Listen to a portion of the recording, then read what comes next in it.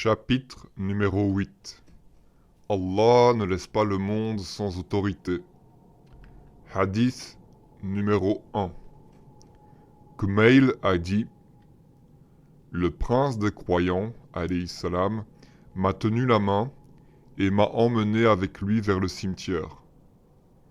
Quand nous sommes arrivés dans le désert, il soupira profondément et a dit après un long discours: La terre ne reste jamais sans hujja, ni apparent, ni connu, ni inconnu, de peur que les preuves et les signes d'Allah ne soient invalides. Hadith numéro 2. Abu Ishaq as-Suba'i a déclaré: J'ai entendu l'un des compagnons de confiance de l'imam Ali alayhi salam dire que ce dernier a dit dans un long discours qu'il a prononcé à Koufa: Ô Allah, il faut que tu aies des autorités sur ta terre, l'une après l'autre, sur ton peuple pour les guider vers ta religion, et pour leur enseigner ton savoir, de peur que les disciples de tes gardiens ne se séparent. Les autorités sont soit apparentes, sans être craints et effrayés, cachées et en attente. Si leurs personnes sont absentes des gens pendant leur trêve, dans un état de mensonge, leur connaissance ne sera jamais absente des gens.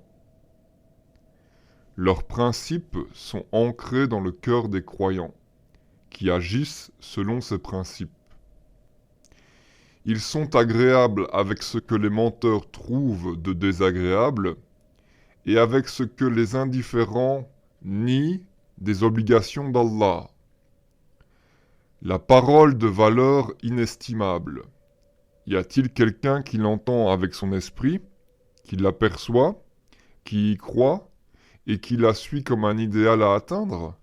Et qui est-il? Par conséquent, la connaissance est perdue parce qu'il n'y a personne pour la porter, la préserver et l'enseigner comme elle est entendue par les ulémas. Puis l'imam alayhi salam a dit: Ô Allah, je sais bien que la connaissance n'est pas totalement perdue et que ses moyens ne disparaissent pas parce que tu ne laisses pas la terre sans autorité sur ton peuple, de peur que tes preuves ne soient vaines et que tes fidèles ne se perdent après les avoir conduits. Hadith numéro 3. Abu Abdullah as-Sadiq alayhi salam a dit: Le monde ne sera jamais exempté d'un imam. Chaque fois que les croyants ajoutent quelque chose, c'est-à-dire une hérésie, à la religion, il les en empêche, et chaque fois qu'ils en omettent quelque chose, il le complète pour eux. Hadith numéro 4. L'imam as-Sadiq alayhi salam a dit: Le monde aura toujours l'autorité d'Allah, sachant ce qui est permis et ce qui ne l'est pas, et invitant les gens à suivre le chemin d'Allah. Hadith numéro 5. L'imam as-Sadiq alayhi salam a dit: Le monde est-il laissé sans imam? Non, il ne l'est pas. Hadith numéro 6. L'imam as-Sadiq alayhi salam a dit: Allah ne laisse pas le monde sans imam, sinon le vrai ne se distingue pas du faux. Hadith numéro 7. L'imam Ja'far al-Baqir alayhi salam a dit: Par Allah, il n'a pas quitté le monde depuis que Adam est parti vers le monde meilleur. Le monde ne sera jamais laissé sans une autorité d'Allah sur les gens. Hadith numéro 8.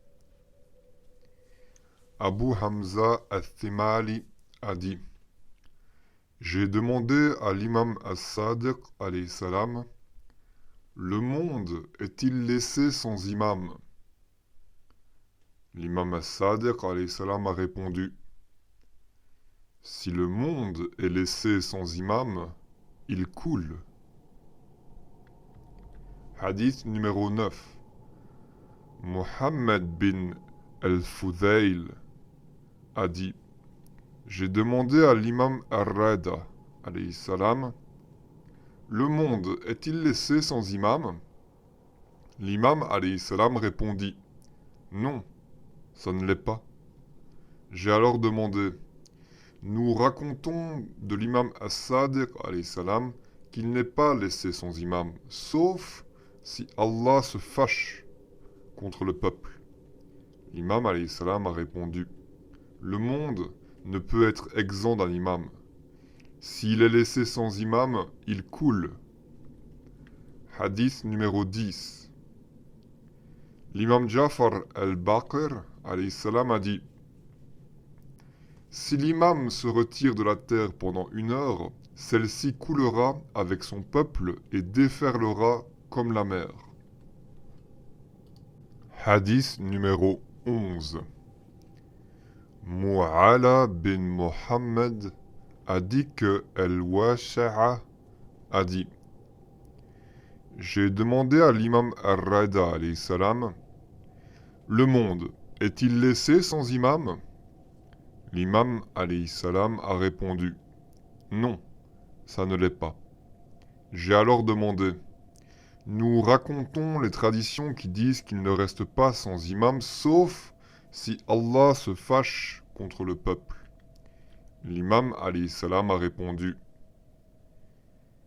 la terre ne reste pas sans imam, sinon elle coule. Ceci clôt le chapitre numéro 8.